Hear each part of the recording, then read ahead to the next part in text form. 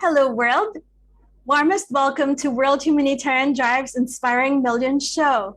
This is the show where we celebrate brilliant minds from around the world who share with us their story, one story at a time.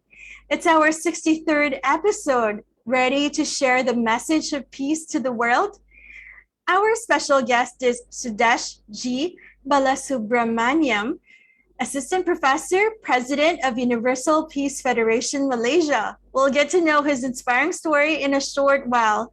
Thank you for joining us live or on replay. I'm Vivandrada Uflin, your host and Global Media Relations of World Humanitarian Drive. World Humanitarian Drive, also known as WHD, is an international NGO founded in Croydon, UK, by British Indian global peace activist, entrepreneur, writer Dr. Abdul Basit Saeed. The primary vision of WHD is to promote peace, education, and trade harmony initiatives globally among everyone across the world, regardless of race, gender, religion, or nationality, living as one family. WHD is striving for humanity. This Inspiring Millions show is your show. As always, we encourage you to engage and interact with us. Please help us spread inspiration to the world by sharing this link. Join our discussion by putting in the comments box your comments, greetings, or questions that you would like to ask our guest, Professor Sudesh. We would love to read them later on in the show.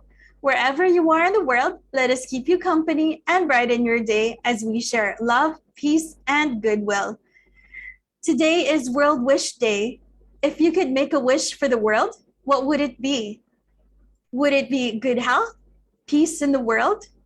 In today's episode of Inspiring Millions Show, our special guest, President of Universal Peace Federation Malaysia, makes it his duty to spread the message of peace to the world. Let us all welcome Assistant Professor Sudesh Balasubramaniam. Selamat datang, terima kasih, welcome, and thank you very much for joining us today. So how are you today, Professor Sudesh? I'm doing fine. We are preparing for the Hari Raya festival will be coming up soon. Roads are getting quiet, so festivities in the air. That's great. So festival season is in the air as well. So before anything else, we would like to thank the hardworking WHD Secretary General of WHD Malaysia, Professor Dato Dr. G.P. Doresami, for arranging this interesting discussion. So let's dive into the conversation. Professor Sudesh, please share some of your background, such as your wife, your children, siblings, and parents. If you could share with us a brief story about you. All right. First and foremost, thank you for having me on your show, Vera. I've been following your show quite closely. You have been interviewing quite a number of really prominent and wonderful people. So I'm very humbled today to be joining your show. So in terms of my background, you have introduced me. I'm a Malaysian. So here in this nation of Malaysia, we are multicultural, multi-religious, people of many races. But I come from a Malaysian Indian descent. That means my ancestors are originally from India. So I'm a Malaysian Indian. So I'm actually a third generation Malaysian Indian, meaning that my grandfather migrated from India to Malaysia. So there are three ethnic groups in Malaysia, three largest ethnic groups. There are many more, being Malay, Chinese, and likely the third largest in Malaysia. Now, I mentioned about my grandfather. So he must have been a very adventurous man, because at the age of 19 years old, he took this brave and leap, leaving his comfortable hometown in Kerala and coming to what it was called British Malaya in 1919.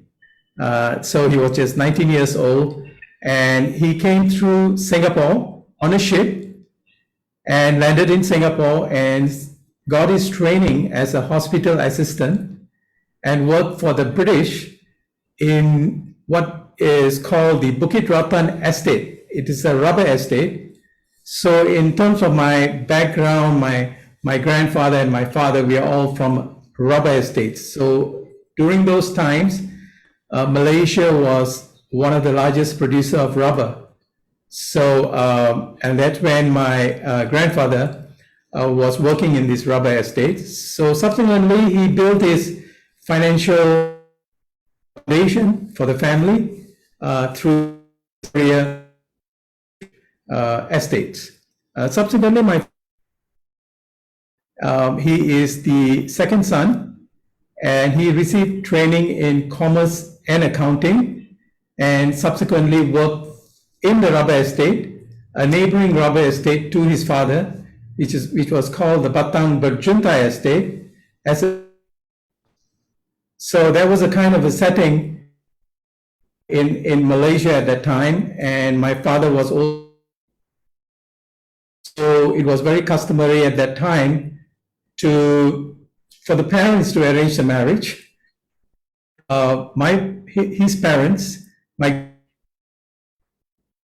from Kerala, who subsequently met him and joined him here at a very young age of 15 years old.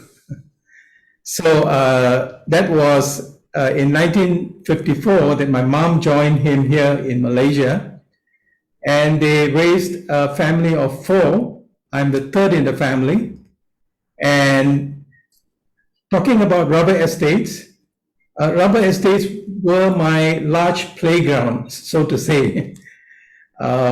It was very common to spend time in the fresh river waters, trekking in the rubber plantation, catching fish in the rivers, and those kind of things, being bitten by insects and running away from snakes.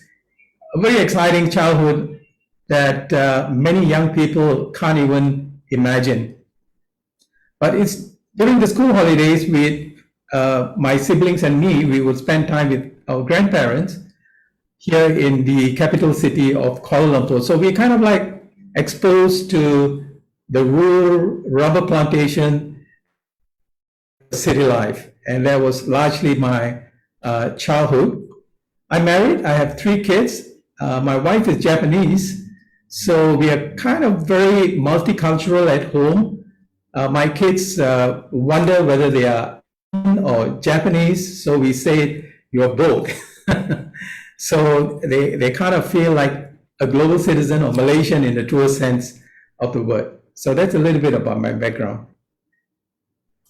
Thank you, Professor Sudesh. Could you please share of your education, your academic qualifications, your trainings, employment experiences?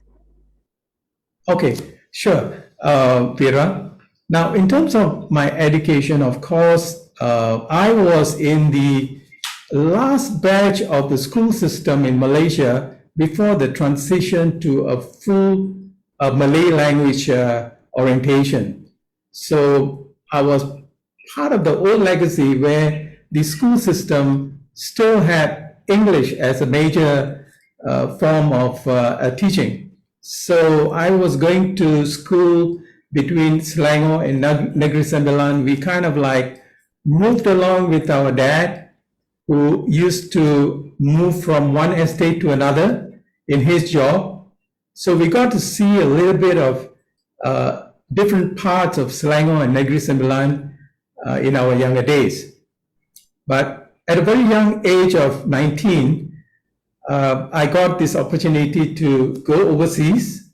So I started to pursue my education, firstly in Canada. I did my grade 13 of high school in Canada, and then moved on to the States to do my degree in civil engineering. And yeah, so I had a very interesting young life, I would say, traveling between Canada and US. And in a way, it kind of exposed me to things that maybe normal young Malaysians would not have had the opportunity. And to find my true passion in a way.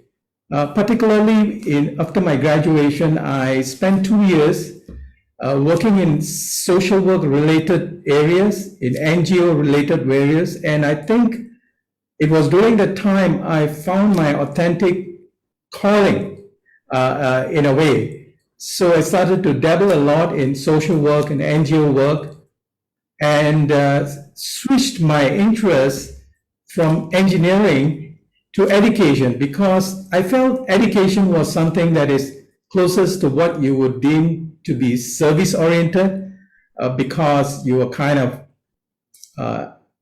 teaching and lecturing and being with students and being part of their growth and helping them to find their passion and dreams. So it was a very rewarding experience for me when, upon returning to Malaysia, I went into the education sector, especially the higher education sector. So that was my initial experiences in switching from engineering to education. So I found my true passion there and started to work in the higher education industry, which was growing very rapidly at that time in the early 90s.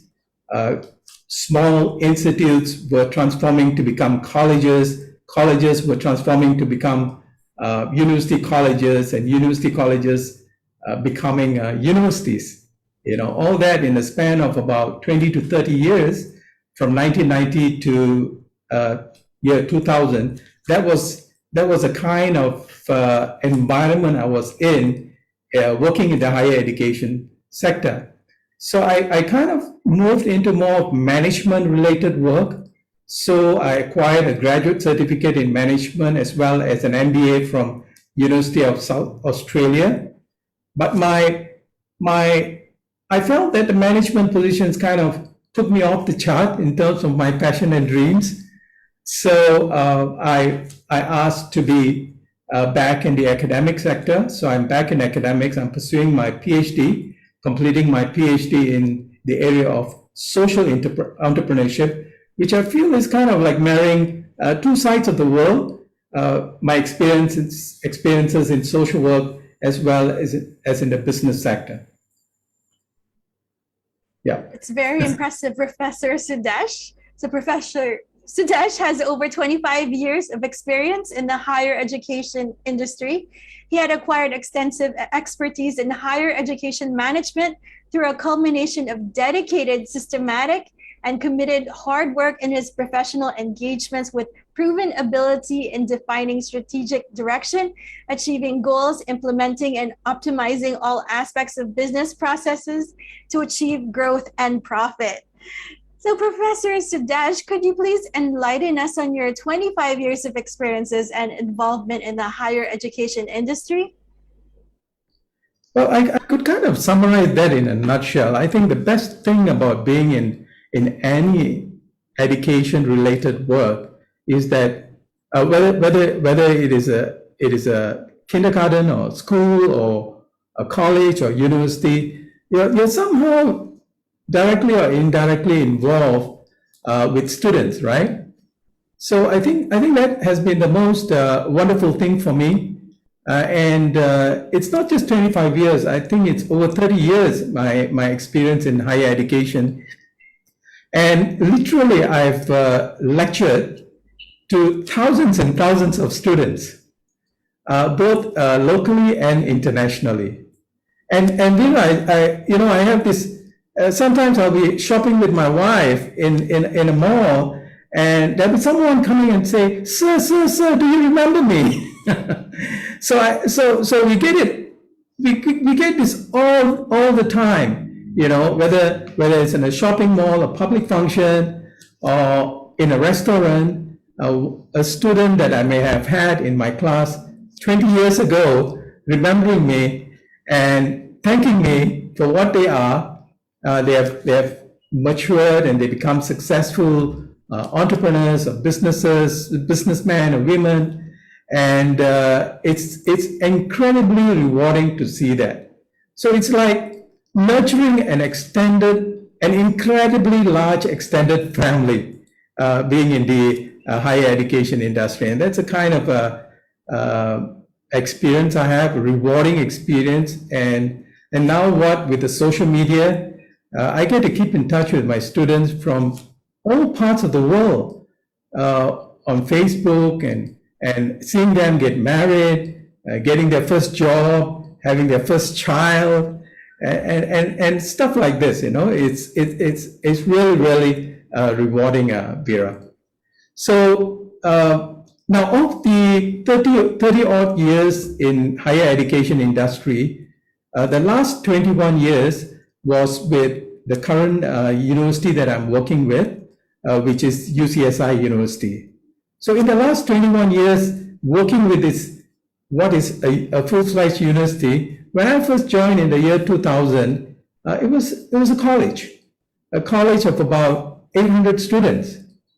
And we worked hard together with the founder, the president, and we've seen the college grow to an international college, to a university college, and today a full-fledged university, UCSI University. So I'm really proud to be able to witness that kind of rapid growth in Malaysia, especially in the last 20, 30 years, and to be part of that growth in seeing the higher education industry and experiencing the different facets of growth in the higher education industry in the last 20 to 30 years. So in a way, I'm surprised, when I got my 21st year long service award recently, I thought, my goodness, 21 years, I couldn't believe it. So I kind of reflected on what Confucius said about having a job that you love. And this is what Confucius says: choose a job you love and you will never have to work a day in your life. So that's how I felt, the 21 years, 30 years being in the education industry, it was a real pleasure and a real rewarding experience for me. Thank you, Professor. Could you also kindly elaborate on your scope of work, such as research focus and social entrepreneurship at your workplace? How does social entrepreneurship contribute to the socio-economic development of the youth and small and medium enterprises in Malaysia? All right. Yes, Vera, that's a very interesting question, because I think my passion and my dreams, my work in NGO, my work in the education sector, which is a private business sector, and being involved in the Faculty of Business and Management, I find that the interest for me to go into the research area of social entrepreneurship was very natural, because it seems to be like marrying all these areas of work that I'm doing. And of course, the concept of social entrepreneurship is not new. It's been around for a while, but I think it is being energized in a massive way of recent because of the need for sustainable development and facing the various challenges that we are facing in the modern era, whether it is climate change, whether it's a pandemic, whether it's a war in Ukraine. It takes a very innovative mind. It's just no longer the responsibility of a government. It needs to take on an entrepreneurial mindset. Innovative and creative ways need to be sought to come up with solutions to this problem.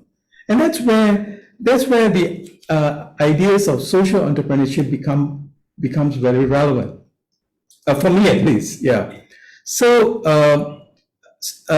as I mentioned, it's not a new concept. Social entrepreneurship is not a new concept, but its relevance to our society in the contemporary era is getting to be more and more important. So, and that's why it interests me, because social entrepreneurship provides solutions for the things that my NGO is involved in, solving social problems, solving environmental issues, the things that NGOs largely do creatively, innovatively, but maybe we may be lacking funds and that sort of things, right? But we need this sort of new pioneers, and these are the social entrepreneurs who has that kind of a zeal of an entrepreneur in the business world, but rather than seeking profits, working on that same zeal to solve the problems of society. So in Malaysia, the concept of social entrepreneurship, I believe it is still in the early stages. So I think that's where research opportunities are there in Malaysia. So in order to develop the ecosystem for social entrepreneurs to thrive, there needs to be proper policies, legal infrastructure, and even education. Even higher education may need to incorporate elements of social entrepreneurship learning in their curriculum. So this is the thing, and research has shown that Malaysians are not really aware of the concept of social entrepreneurship and how we can benefit them. So that's why this needs further study, further research, and I see an opportunity there. And that's where my interest in social entrepreneurship began. And the university that I work with, UCSI University, has taken great strides in this area. So especially in the concept of becoming a praxis university, industry, as well as community engagement. So in the area of community engagement, there's a lot of interesting, innovative steps that the university is taking, enhancing awareness, creating strategies, and implementing various programs to engage the community and do good work for the community. So for me, embarking and being involved in social entrepreneurship research, I think the university is providing a wonderful ecosystem for me to further my research options in social entrepreneurship.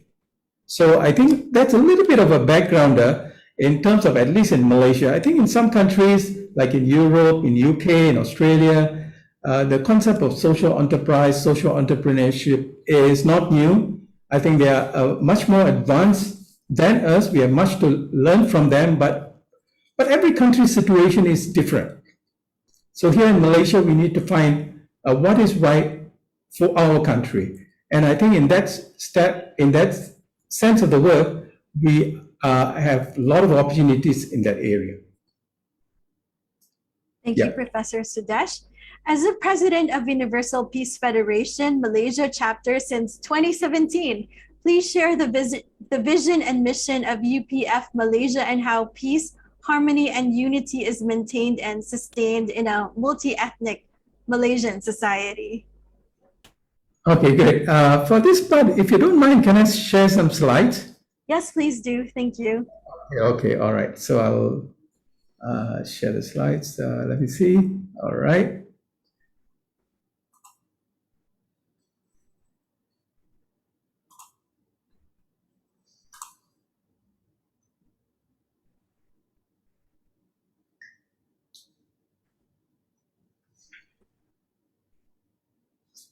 Okay. Giva, I believe you can see the slide that I'm sharing. Yes, thank you. All right, good.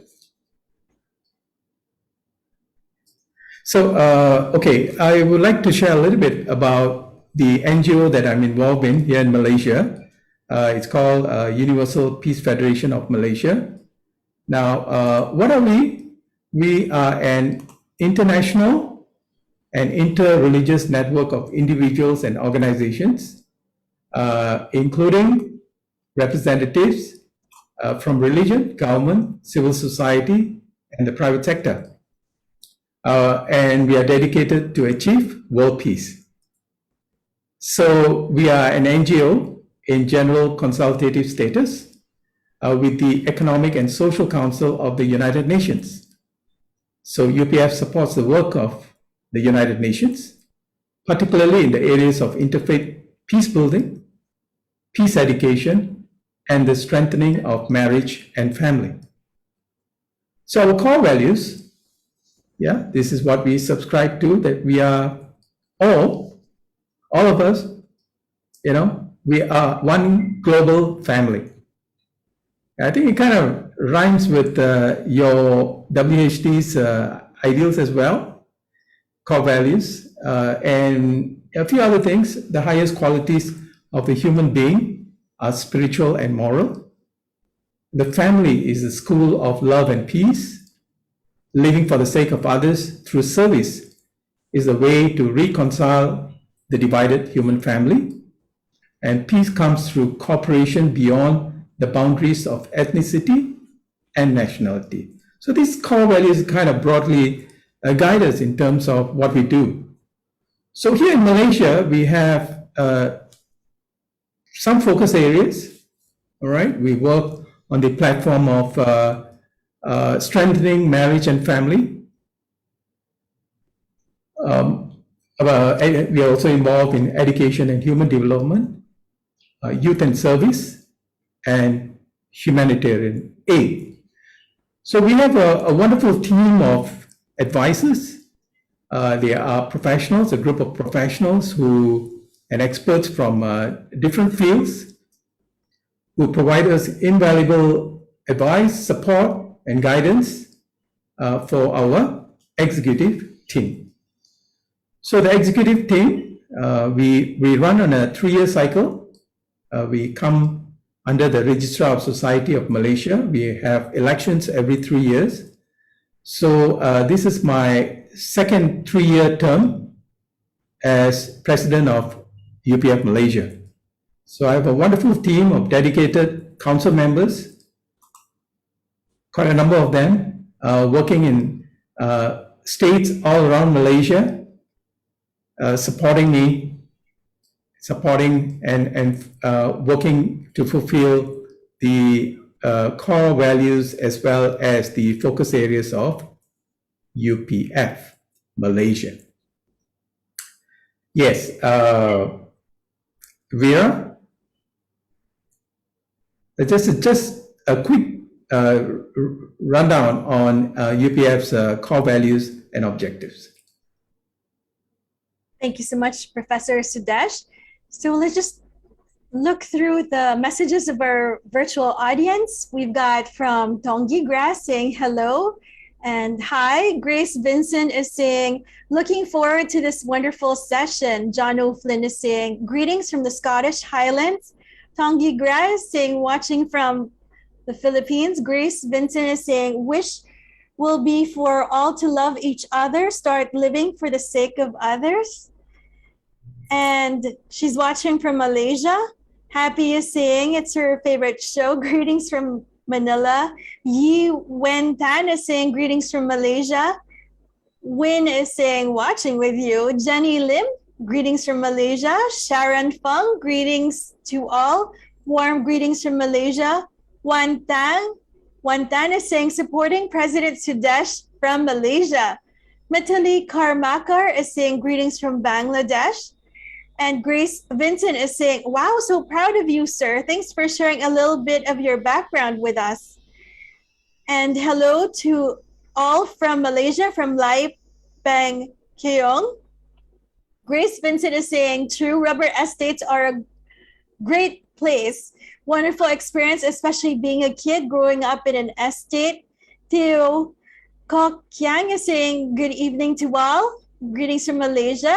And E.M. Derekito.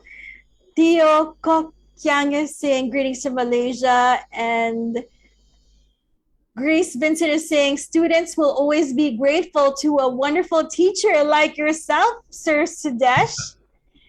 And Sharon Fung is saying, well said, Grace, always grateful to our teachers. And then Grace Vincent is saying Malaysia is still backdate a bit. So Alai Jessan Ayaru is saying good sharing.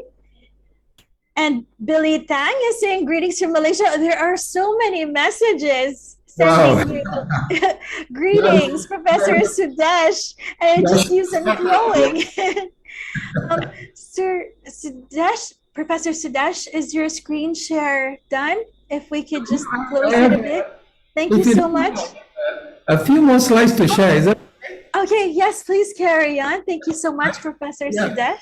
No, I just wanted you to kind of fill in because I'm just worried that I'm going on a bit too long. Oh, it's going great. Thank you so much, Professor Sudesh. We're looking forward to seeing more from your slides. Okay, let me just share in terms of what we have been doing in UPF, especially the last 2 years during the pandemic. So actually in UPF we have the 7 pillar associations. So largely in terms of the members and people who kind of show interest in wanting to work with UPF, there are 7 interest areas they could kind of like work in, whether it's political, religion, whether it is more in the head of state level, business, academia, media, or arts and culture. So in the last year and 2 years, we have been doing a lot of online activities. So we have launched a number of activities like the pillars that I mentioned to you. So we are having support from the arts and culture, from the business network, and also leaders from various sectors. So one of the signature activities that we have been carrying out last year, you know, the pandemic has created a lot of unhappiness and a lot of problems, financial issues, and things like that. So to cheer up the family, last year we did a married couples festival online. Yeah. So we had 340 couples joining us on Zoom and coming together to rededicate, to recommit their marriage, to strengthen the marriage, because this is one of our focus areas, right? Strengthening marriage and family. So we did this very successfully, and even though it was online, we had interesting couple interactive activities. We rewarded, gave awards to couples such as Longest Marriage Award, Most Number of Children Award, 3-Generation Family Award, Physically Challenged Couple Award, Most Promising Couple Award, and so on. Now, we had certain periods where the lockdown was lifted and we were able to do some physical activities. And more, this is the second focus area in terms of education and human development. We bring leaders together and we convey peace-building principles, you know, where leaders could come together and work together on a broad platform and working together to build a sustainable peace. We call this a Malaysia Leadership Seminar. We do a lot of work with young people. This is our third focus area, youth and service. So MCYS, Multicultural Youth Service, is such a program. It brings together youth from different cultures and locally and from overseas in order to promote a mutual understanding and respect. They do wonderful things together. It's usually focused on a project, a service project, or a beautification project, or painting a school, this sort of things, you know. So it's interesting when young people, when they come together, when they work on endeavors that benefit the society, there's a lot of things that they learn, a lot of soft skills that they learn in terms of, as well as communication and team building skills. Of course, in the last 2 years, many families were having a hard time because of the pandemic. So we mobilized the Circle of Light project. It's a humanitarian aid initiative by UPF. Together with our associated organizations, we carried out a series of distribution of food and food rations and aid to families around Malaysia. Our UPF team, our state chapters, all work together to benefit hundreds of families around Malaysia. So we work like a family, and also late last year we were hit by the floods, really bad floods. Many parts of Malaysia, people's homes were underwater for many days. So they were left without food items, their personal belongings were damaged. So we mobilized our Circle of Light project throughout Malaysia to benefit the victims of the floods. So youths of all races participate in such activities, and we do a lot of other things too, Vera. We celebrate festive seasons with the underprivileged communities and to bring cheer to them, right? So, of course, one of the things that we do is what we call the Ambassadors for Peace. So this is an initiative launched by UPF in 2001, and it is the Ambassador for Peace Network is the largest and most diverse network of peace leaders. As of 2020, there are more than 100,000 ambassadors for peace from 100 countries who come together from all walks of life, representing many races, religions, nationalities, and cultures. And they commit to working together. And that's why we called it an ambassador for peace, or working for peace. They bring their talents and work together, practicing the ethic of living for sake of others and bringing about good to the society. So that's the kind of things that UPF does. So that kind of completes my slides. Vera? Thank you for your wonderful sharing about Universal Peace Federation, Professor Sudesh. And then I'm going to be reading more comments from our virtual audience. From Munir Arkion Hinay, saying, greetings from kids who farm from Zamboanga City, Philippines. Nicole Guma is saying, greetings from Brunei. Kamar Thivan Josephine is saying, greetings from Malaysia. Wonderful work towards peace.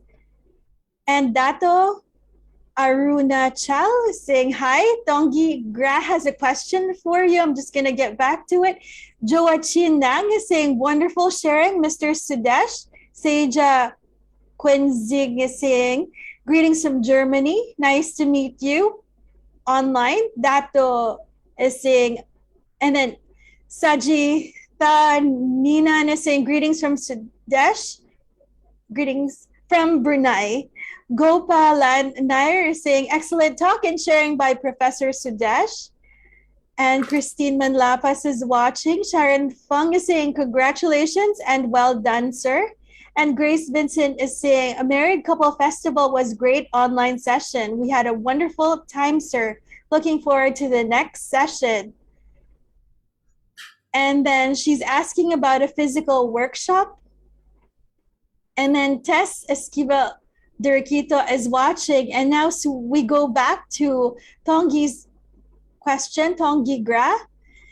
He's asking, how can people be a part of Universal Peace Federation? Professor Sudesh? Yes, I'm here. There's quite a few questions here. Now, in terms of physical workshops and things like that, we have started our first physical leadership seminar 2 months ago in Penang.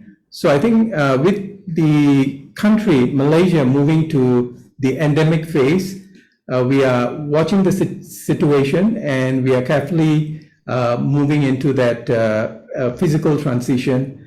So I think in terms of our upcoming activity, the multicultural festival, which will be held next month, it will still be online. but we are looking at physical activities in the near future as advised by Registrar of Society and our government. So in terms of how you can become a member of UPF, you could visit our website. UPF website is upfmalaysia.org. All the information is there in terms of how you can be involved and whether to be a member or involved in our activities. You could send us a message on our website, and we'd be very happy to welcome you to our family. Thank you, Professor Sudesh. And Grace Vincent is saying, appreciate your reply, sir. Oh, you're welcome. Welcome. Yeah. Professor Sudesh, we understand that you were instrumental in organizing several social well-being projects at regional, national, and international levels. Could you please highlight the purpose, objectives, target groups, and success stories from these wonderful projects? Yes, all our projects are kind of intended with our focus areas. So in terms of focus area 1, strengthening marriage and family, we highlighted the Married Couple Festival, for instance. So that has become like a signature activity. Before the pandemic, we used to do it live, physically. We used to call it the Loving Couple Festival. We had successfully held it in various states around the country. But we got creative and innovative with the pandemic using an online platform. So I think we are ready to move more into a hybrid kind of a platform in carrying out this activity. So the multicultural festival is good for married couples because our focus area is strengthening marriage and family, one of our focus areas. The second is education and human development. So we have a series of Malaysia leadership seminar that is coming up. So we had one successfully in Penang recently, and we are going state by state. And the next upcoming Malaysia leadership seminar will be in Perak, in Ipoh, end of May. So such information will be available on our website. We have more coming up, more activities coming up in terms of the leadership seminar. The leadership seminar is a good platform not only for one to get to know about UPF, but also to engage with other peace builders. Remember, UPF is a global network of peace builders. So we want to draw energies together, leaders together with different talents, so that we could eventually work together and contribute to the bigger goal of building, solving problems and building peace. So that's in the focus area of education and human development. So in terms of youth and service, I highlighted a while ago the Malaysian culture and youth service project. So this platform is particularly for the young people. So in UPF, those who are 30 years and below are considered youth.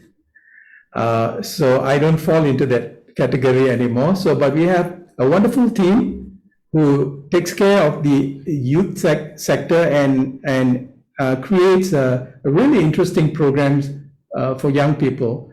What we hope to do is that to get young people inspired with volunteering, being excited about dabbling in service projects and doing something that benefits community, something that we don't see so much in society. Everybody pursuing their self-ambition and their career and their education. But there's honestly, if you ask ourselves, there's no true happiness in that. Happiness comes when you help others. So we want young people to experience that, and not only that, to network and build the younger network. So we have this youth service projects quite a bit. But if you like to do humanitarian aid, our Circle of Light project is ongoing. We do it all the time when there is a need, when there is a disaster, when there is a family in need. We quickly mobilize our resources to help, and you can also be part of that. And if you wish to be an ambassador for peace, and let us know about it. There is a nomination procedure and a qualifying procedure to be an ambassador for peace. So these are some of the rewarding activities that is ongoing. We do it all the time, locally and internationally. We organize international conferences where we get people from other parts of this region coming here, giving talks and seminars and exchanging ideas. So all these are exciting things that we do in UPF. Yeah. Thank you, Professor Sudesh. As a qualified and experienced invited speaker in various seminars and conferences at national and regional platforms in many countries, what is your perception of people's attitude towards world peace, and how could leaders of social and civil organizations bring about changes for a better lifestyle in these challenging times? Well, that's an interesting question, I would say. But from my experience, I think people are growingly and genuinely concerned about the situation in the world. I think this is what I gather from the many activities that I'm involved in. And they are looking at how to bring this unpredictable circumstances to an end. So in today's society, we often hear about problems, but what about a solution? For instance, the Ukraine war.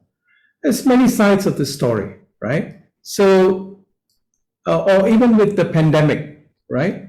But generally, I think these are all lessons for us, and people are shocked, hit hard. We never expected the pandemic to happen. So I think the world has dramatically changed. We have matured in a way with the 2 years of lockdown. We had time to think about things and what is necessary for the world. So this is what I seem to get more and more from the people that I work with. So, and one thing we learned from the pandemic is that coming together and working together is a powerful force. Imagine this is one of the worst pandemics ever experienced by us, human beings. But we were able to kind of come up with a vaccine and come to some solution, right? Within a 2-year span. And that is because of working together.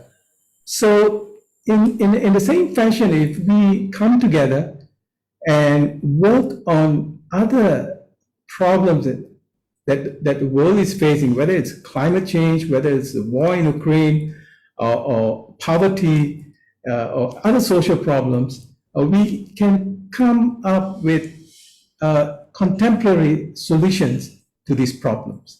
So I think this is what I'm getting from individuals and organizations. But what I think what we need to do is that we need to set our sight on making this world a better place, and where everyone can live in harmony, cooperation, and prosperity, right? So, and that means we need to work together. So I think, Veera, to answer your question, I think what I see is that people are becoming more and more receptive. It's like when we are faced with challenges, we look for solutions. But if everything is going smooth sailing, right, we may not think about these problems. So in a way, I don't like to say this, but the pandemic is a blessing in disguise. I think it brought the world closer together. And I think the idea of moving towards sustainable peace or a better future is better now, I would say. So that's the kind of impression that I have from the people that I meet. They're always happy with the work that we do in UPF. They want to be part of UPF.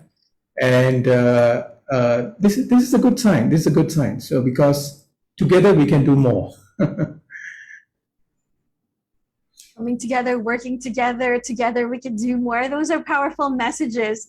We're very honored to know that you, Professor Sudesh, had won the National Outstanding Education Award in 2019, and you've gained global recognition awards, such as Ambassador for Peace International Award 2010. And also in Seoul, South Korea, you won a global award in 2018. Could you please share your contributions and the spirit of volunteerism and serving humanity? Wow. I don't think I deserve the award, you know. I think, but let me talk about the first award, right? The education award. Now, teachers are the unsung heroes of society. I think I remember my own childhood days. There's some teachers who made such an impression on me. I remember my teacher in Standard 3. You know, she really liked my artwork. I'm more of a science and mathematics kind of guy, but I also like to paint and draw. But I thought I would never build my passion in drawing. But this teacher in Standard 3, she really liked my artwork. And I remember she calling me in front of the class and showing my work to the whole class. And then she asked me, she pleaded with me, Sudesh, can you please give me your artwork? You know, I never wanted to keep it anyway, but that kind of inspired me. I don't know whether she said that to inspire me and move me along in this area of interest. But, you know, sometimes the smallest things that teachers do can make a big impact on students' lives. So I think it's good to award teachers. I'm happy that I was a finalist to receive this award, a prestigious award. But in 2019, that means I've worked as a teacher or lecturer for more than 30 years, you know. But at some point, being recognized is a happy thing. Now, in terms of the Ambassador for Peace Award, the award that I received in Korea, yeah, I really need to thank the people that I'm involved in UPF. It's really not my award. It's actually, you know, everything we do together, it's a team involved. So when I was in Korea in the stadium, there were 30,000 people in the stadium watching me go up on the stadium to receive that award. And my face appeared on the large screen up there, you know, so it's a wonderful thing. But at that moment, I really attributed my award for Malaysia and all the wonderful volunteers that I work along. So I think it's that part of it. Of course, volunteering is a wonderful thing. We need more of that. I've volunteered for 30 years. And this is a very important sector. Sometimes people call it the third sector, right? So the volunteer sector can make a big impact in communities and our nation. So imagine if every Malaysian or every citizen in this globe of ours spend some time, you know, doing something, not for themselves, but for their community, for their nation or society. You know, we will see immediate change in our society and world. So this is a very important thing. So anyway, I've been very fortunate to be associated with UPF and all the wonderful people, my founders, Father and Mother Moon, you know, who have nurtured us, guided us on the ideals of peace principles. So it guides me and my family every day. Yeah. So I don't know what else to say, but really it's not my award, you know, because when you volunteer and you do things, community service is always a team effort. Like you saw in my UPF, there's council members, state members, board of advisors. We do things together, but sometimes somebody needs to receive an award on behalf of people. So I think that's the kind of situation it was. Yeah. Thank you. Thank you, Professor Sudesh. What is your advice to our present young aspiring leaders, such as student leaders, youth leaders, and middle-aged leaders in this era of artificial intelligence, digital transformations, disruptive technologies, the uncertainties of the pandemic, endemic, health-related issues? So in short, this is the final question we ask our guests, and that is, what is your inspiring message to the world? Wow, you've given me the toughest question at the end. Yeah, Vera, I think as it is said, we are in a world where change is the only constant. And I'm sure you agree with that. We kind of like don't know what's going to happen tomorrow. So I think and that's what I want to, even for myself. Keeping an open mind is a very important thing in these turbulent times.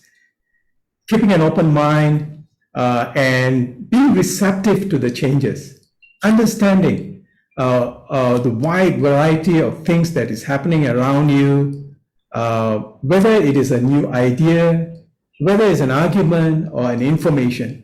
So open-mindedness is a necessary virtue, I would say, in these turbulent times. So it will also help us to think critically and rationally. We need to be able to consider others' perspective. Don't close yourself. Be curious about how people around you think. Have empathy for people. Yeah. Be humble about your own knowledge and expertise. That's very important. So look on how you can benefit the community. Okay, volunteer. It's a wonderful thing. My 30 years of volunteering experience, I would say, is that it's rewarding. You experience that glow in your life, that happiness. You can smile. It's a magical thing when you do something for others. So volunteering can bring a huge impact, not only to your community, but also to yourself. Okay, so connect with your community. It's unfortunate in the hustle and bustle of city life today, people tend to be very closed. People live in neighborhoods that they don't even know who their next door neighbor is. It's very sad. It's very sad. So we need to bring that community living back in our lives, because even when you help out in the smallest tasks, helping your neighbor, you can make a real difference in people's life today. So there's a research done. I know my time is almost up, but there's a research done by an American university on the happiness effect of volunteering. So a real research done, I think it was a London School of Economics, and they found that people who volunteer are happier, way happier. So here you go, you have a research that backs you up. Volunteering may not be rewarding in terms of dollars and cents, but a huge happiness effect in your lives. So when you're happy, the people around you will be happy, your family members will be happy, your community will be happy. So spread happiness around. Start to volunteer. So this is especially a message for young people. I know they're also pressured in terms of career, vocation, buying their first car, buying their first house, but do all this and be happy at the same time. All right? Okay, Vera, we lost you?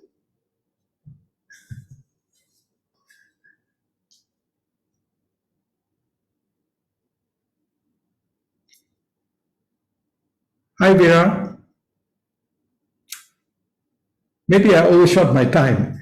If you all are still there, yeah. So this is my kind of a final message in terms of be positive, be open-minded, and volunteer and be happy. I think Vera is coming back. Hi, Vera. Hi, we lost you. Your mic, you need to unmute. Thank you. I'm back. So let's read more messages from our virtual audience. So we have messages from Tongi Grass saying thank you. And Wantan is sharing a message from the website. Well, the website of UPF Malaysia is upfmalaysia.org.my.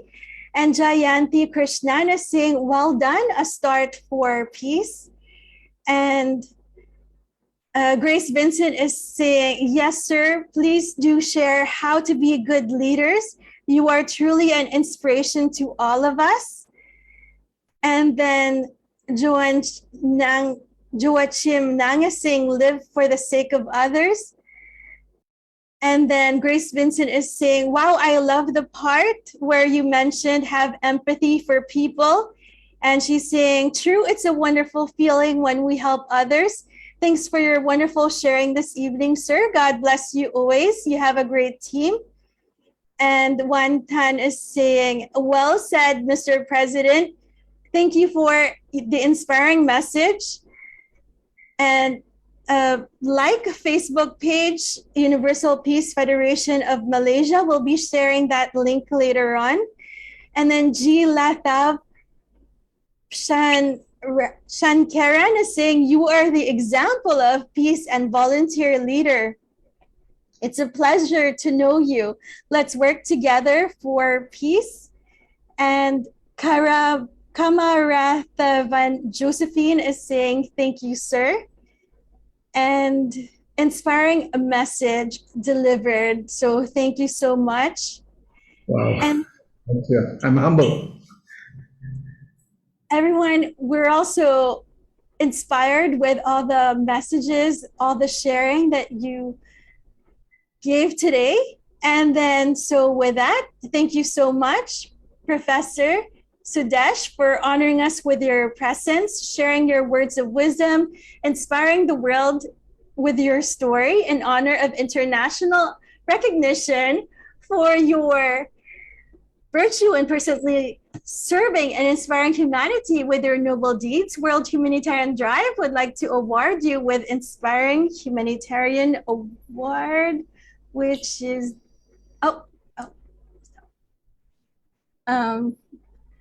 we would like to share it. And this is your award, sir. Thank you so much, Assistant Professor Sudeshs. Thank you so much for inspiring us.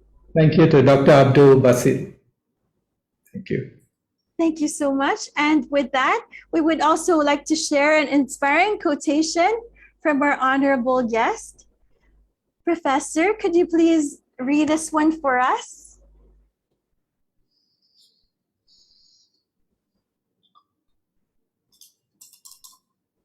Oh, okay, yeah, I got it, yeah. Oh, wow. Religion has played an important role throughout our history. It creates common ground for peace and love to flourish. If we focus on what is noble and right, there can be no development. Where there is no peace, peace can never be taken for granted. There is always a need to make concerted efforts towards strengthening social cohesion, mutual respect, and understanding in the communities and countries that we live in. Thank you so much for sharing with us your time, and thank you for all your humanitarian works. And so with that, we would like to thank our virtual audience. We hope you enjoyed today's discussion with Professor Sudesh G. Balasubramaniam. that it motivated you to keep learning, developing yourself, sharing your skills through volunteering, and working towards achieving peace in the world. Here on Inspiring Millions Show, we present you with brilliant people from around the world. So feel free to connect with them on social media, and together, let's make a difference in the world. We definitely all need inspiration, especially in these times. Listening to people's stories enrich our lives. So if today's discussion inspired you, please like it, share it, send us a comment. Do share with us your takeaways from today. Follow us on our social media accounts. Click subscribe on our YouTube channel, WHD Media. Visit our WHD website, whd.org.uk, for more inspiring events.